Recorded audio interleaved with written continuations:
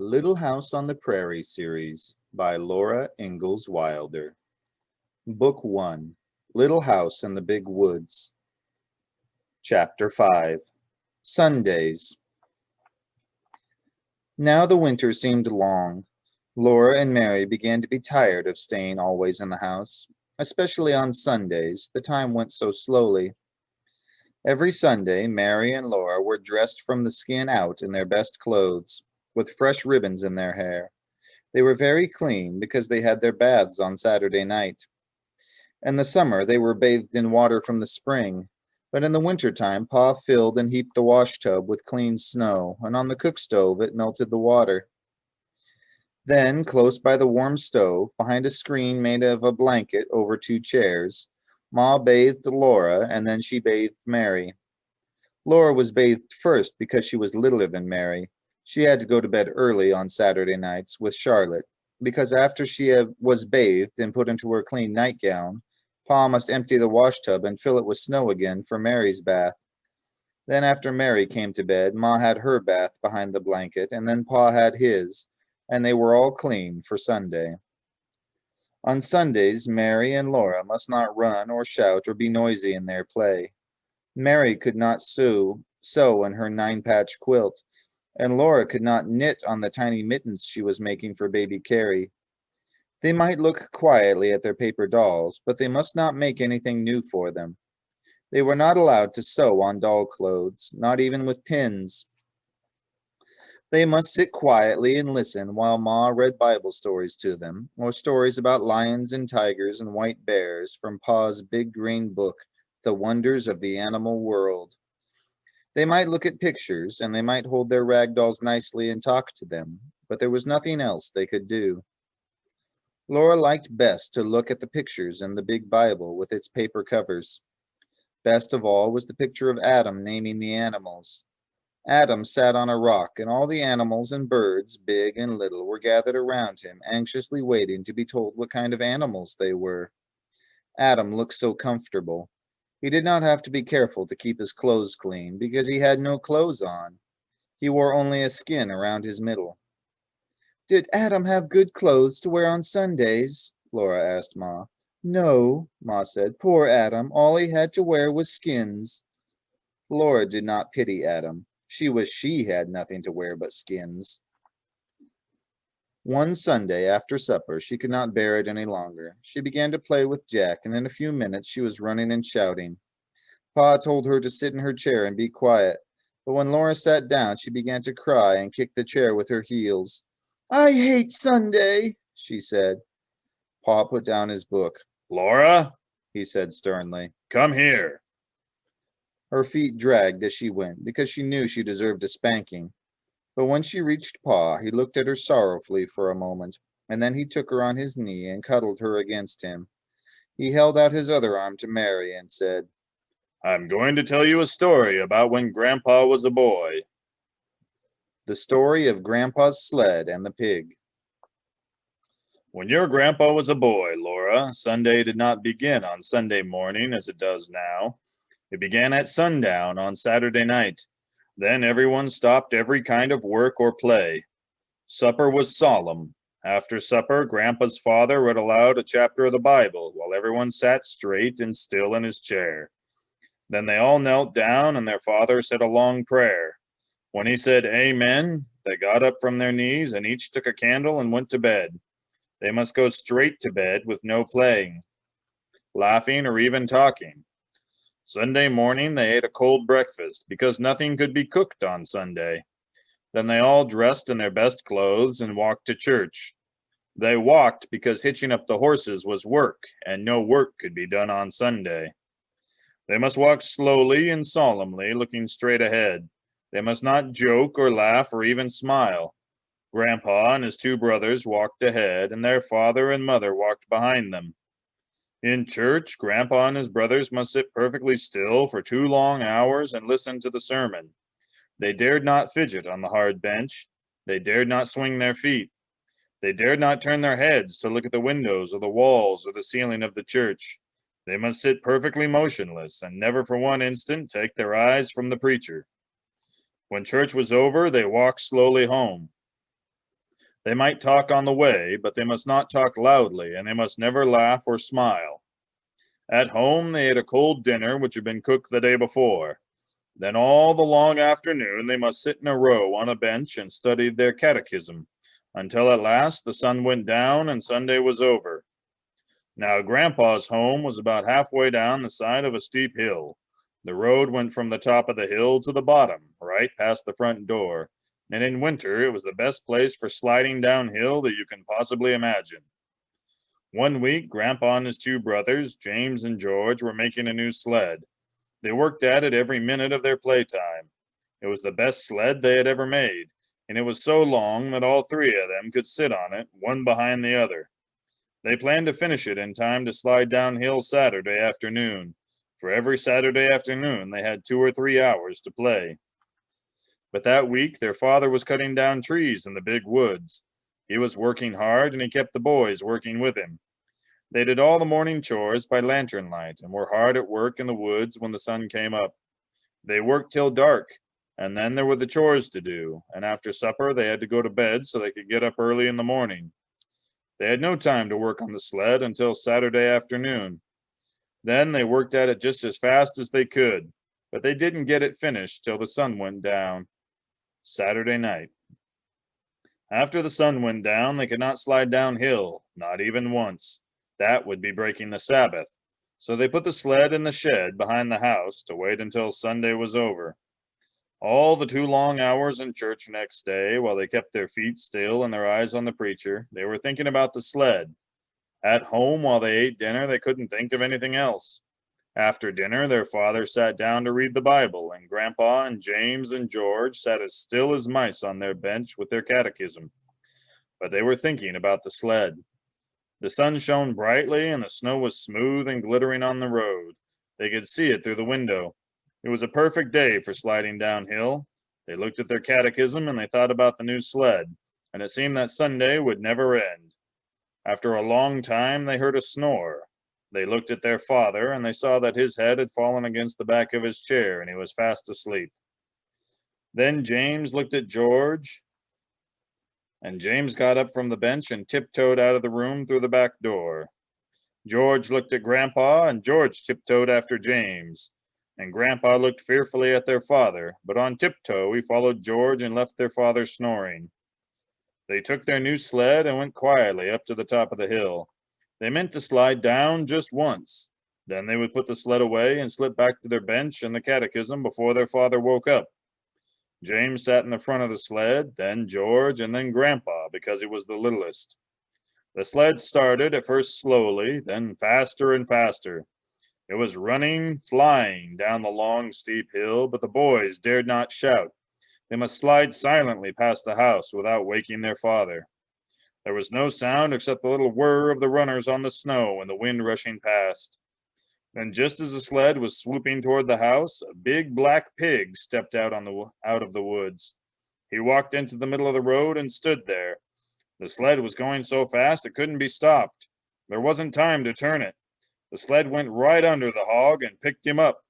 With a squeal, he sat down on James, and he kept on squealing, long and loud and shrill. Squeak! Squeak! They flashed by the house, the pig sitting in front, then James, then George, then Grandpa, and they saw their father standing in the doorway looking at them. They couldn't stop, they couldn't hide, there was no time to say anything. Down the hill they went, the hog sitting on James and squealing all the way. At the bottom of the hill, they stopped. The hog jumped off James and ran away into the woods, still squealing. The boys walked slowly and solemnly up the hill.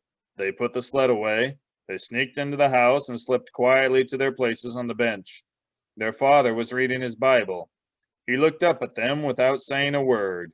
Then he went on reading, and they studied their catechism. But when the sun went down and the Sabbath day was over, their father took them out to the woodshed and tanned their jackets. First James, then George, then Grandpa. So you see, Laura and Mary, Pa said, you may find it hard to be good, but you should be glad that it isn't as hard to be good now as it was when Grandpa was a boy. Did little girls have to be as good as that? Laura asked, and Ma said, It was harder for little girls because they had to behave like little ladies all the time, not only on Sundays. Little girls could never slide downhill like boys. Little girls had to sit in the house and stitch on samplers, Now run along and let Ma put you to bed. said Pa, and he took his fiddle out of its box. Laura and Mary lay their truddle bed and listened to the Sunday hymns, for even the fiddle must not sing the weekday songs on Sundays. Rock of Ages, cleft for me, Pa sang with the fiddle. Then he sang, Shall I be carried to the skies on flowery beds of ease, while others fought to win the prize and sailed through bloody seas? Laura began to float away on the music, and then she heard a clattering noise, and there was Ma by the stove getting breakfast. It was Monday morning, and Sunday would not come again for a whole week. That morning, when Pa came into the breakfast, he caught Laura and said he must give her a spanking. First, he explained that today was her birthday, and she would not grow properly next year unless she had a spanking. And then he spanked so gently and carefully that it did not hurt a bit. 1, 2, 3, 4, 5, 6. He counted and spanked slowly. One spank for each year, and at the last one big spank to grow on. Then Pa gave her a little wooden man he was whittling out of a stick to be company for Charlotte. Ma gave her 5 little cakes, one for each year that Laura had lived with her and Pa. And Mary gave her a new dress for Charlotte. Mary had made the dress herself when Laura thought she was sewing on her patchwork quilt. And that night, for a special birthday treat, Pa played Pop Goes the Weasel for her. He sat with Laura and Mary close against his knees while he played. Now watch, He said. watch, and maybe you can see the weasel pop out this time. Then he sang. A penny for a spool of thread, another for a needle. That's the way the money goes. Laura and Mary bent close, watching, for they knew now was the time. Pop Said Pa's finger on the string. goes the weasel, Sang the fiddle, plain as plain. But Laura and Mary hadn't seen Pa's finger make the string pop. Oh, please, please do it again, they begged him. Pa's blue eyes laughed, and the fiddle went on while he sang. All around the cobbler's bench, the monkey chased the weasel. The preacher kissed the cobbler's wife. Pop goes the weasel. They hadn't seen Pa's finger that time either. He was so quick they could never catch him. So they went laughing to bed and lay listening to Pa and the fiddle singing. There was an old donkey, and his name was Uncle Ned, and he died long ago, long ago. There was no wool on the top of his head, and the place where the wool ought to grow. His fingers were as long as the cane in the brake. His eyes they could hardly see. And he had no teeth to eat the hoe cake, so he had to let the hoe cake be. So hang up the shovel and the hoe, lay down the fiddle and the bow. There's no more work for old Uncle Ned, for he's gone where the good darkies go. Little House on the Prairie series by Laura Ingalls Wilder. Book 1, Little House in the Big Woods. Chapter 6, 2 Big Bears. Then one day, Pa said that spring was coming. In the big woods, the snow was beginning to thaw.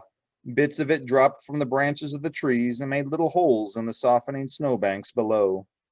At noon, all the big icicles along the eaves of the little house quivered and sparkled in the sunshine, and drops of water hung trembling at their tips.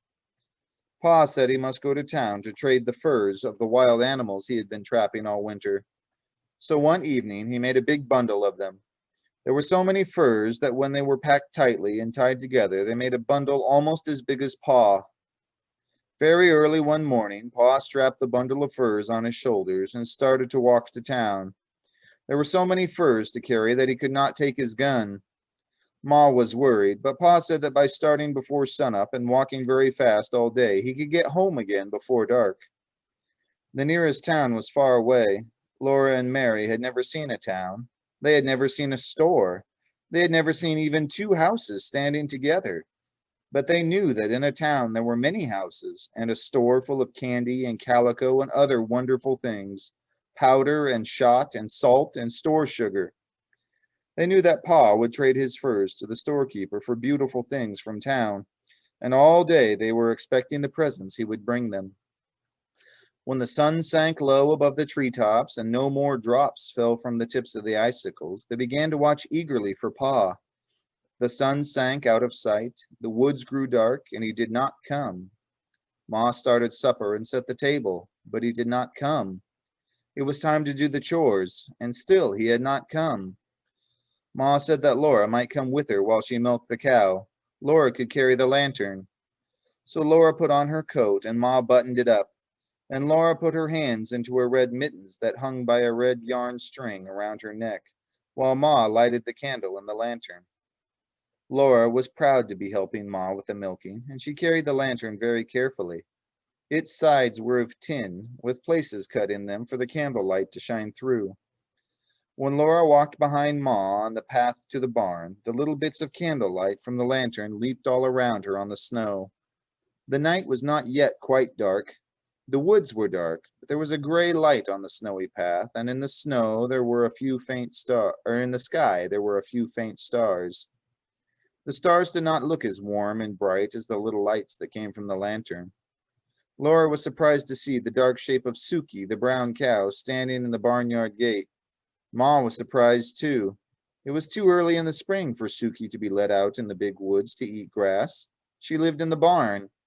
But sometimes on warm days, Pa left the door of her stall open so she could come into the barnyard. Now Ma and Laura saw her behind the bars, waiting for them. Ma went up to the gate and pushed against it to open it, but it did not open very far because there was Suki standing against it. Ma said, "Suki, get over!" She reached across the gate and slapped Suki's shoulder. Just then, one of the dancing little bits of light from the lantern jumped between the bars of the gate, and Laura saw long, shaggy black fur and two little glittering eyes. Suki had thin, short, brown fur. Suki had large, gentle eyes. Ma said, "Laura, walk back to the house."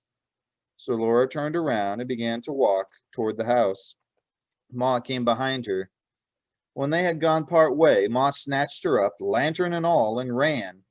Ma ran with her into the house and slammed the door. Then Laura said, "Ma, was it a bear?"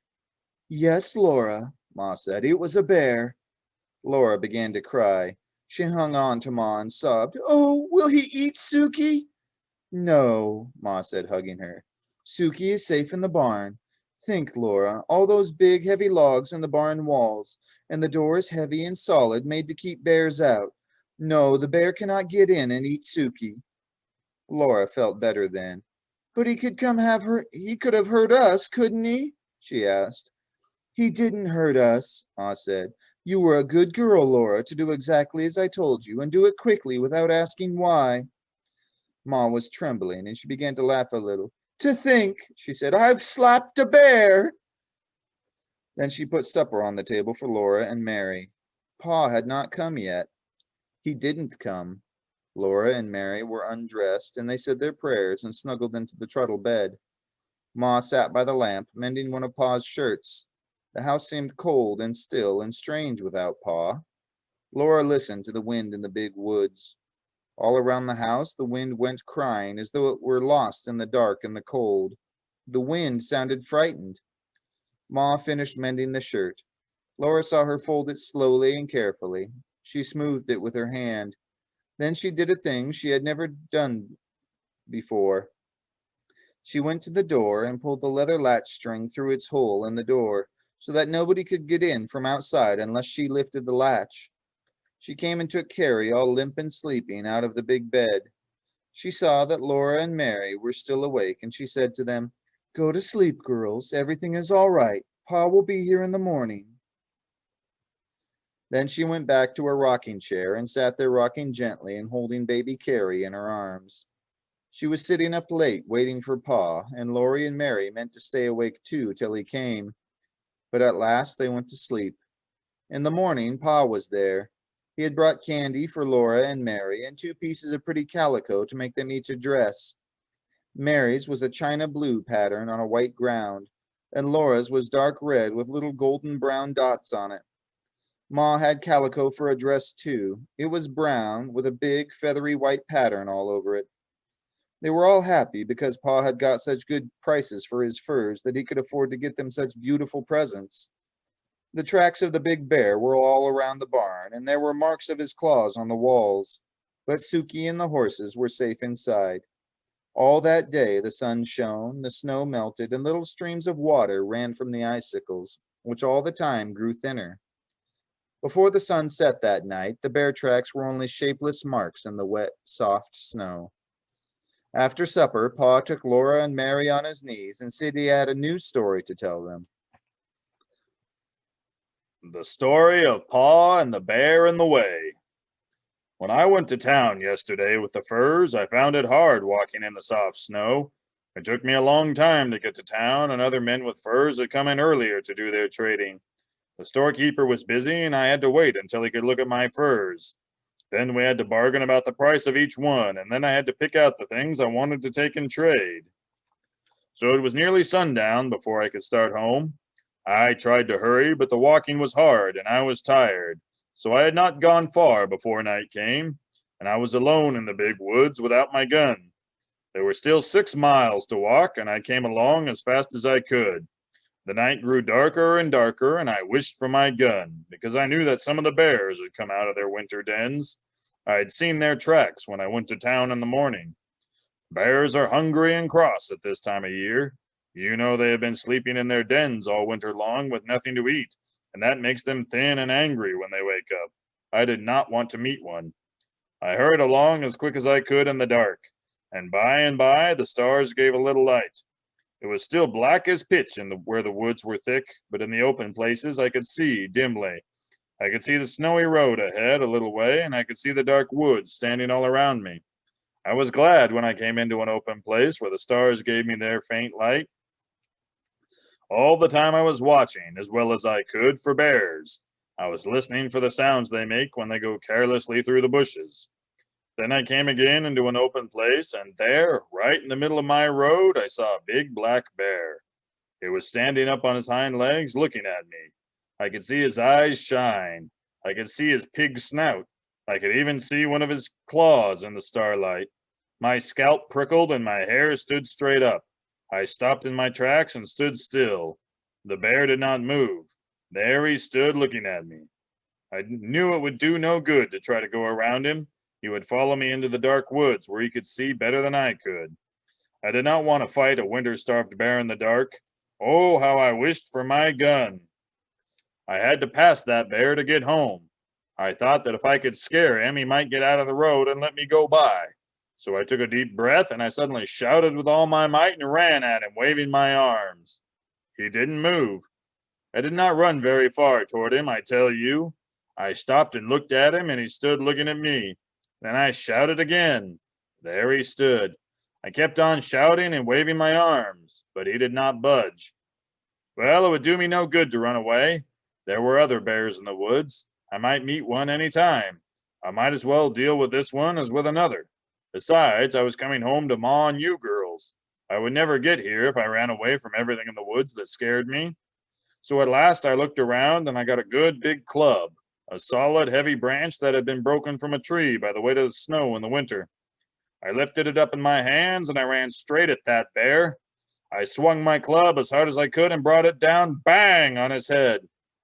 And there he still stood, for he was nothing but a big black burned stump. I had passed it on my way to town that morning. It wasn't a bear at all. I only thought it was a bear because I'd been thinking all the time about bears and being afraid I'd meet one. It really wasn't a bear at all? Mary asked. No, Mary, it wasn't a bear at all.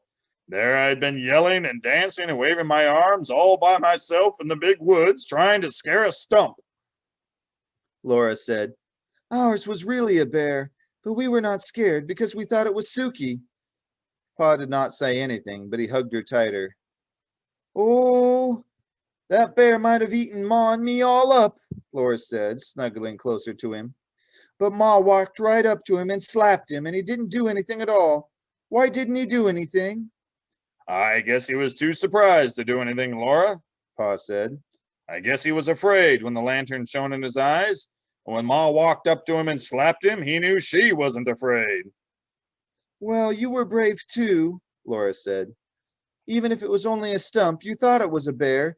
You'd have hit him on the head with a club if he had been a bear, wouldn't you, Pa? Yes, said Pa. I would. You see, I had to. Then Ma said it was bedtime. She helped Laura and Mary undress and button up their red flannel nightgowns. They knelt down by their truddle bed and said their prayers. Now I lay me down to sleep. I pray the Lord my soul to keep.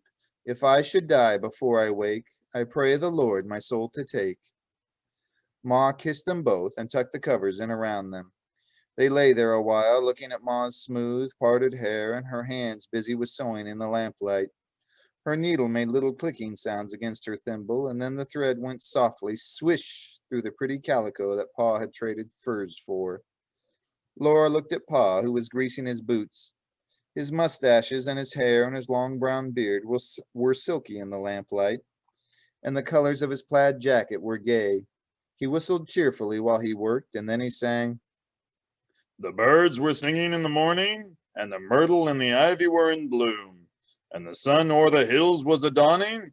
'Twas then that I laid her in the tomb. It was a warm night. The fire had gone to coals on the hearth, and Pa did not build it up. All around the little house in the big woods, there were little sounds of falling snow, and from the eaves there was the drip, drip of the melting icicles. In just a little while, the trees would be putting out their baby leaves, all rosy and yellow and pale green, and there would be wild flowers and birds in the woods. Then there would be no more stories by the fire at night, but all day long Laura and Mary would run and play among the trees, for it would be spring.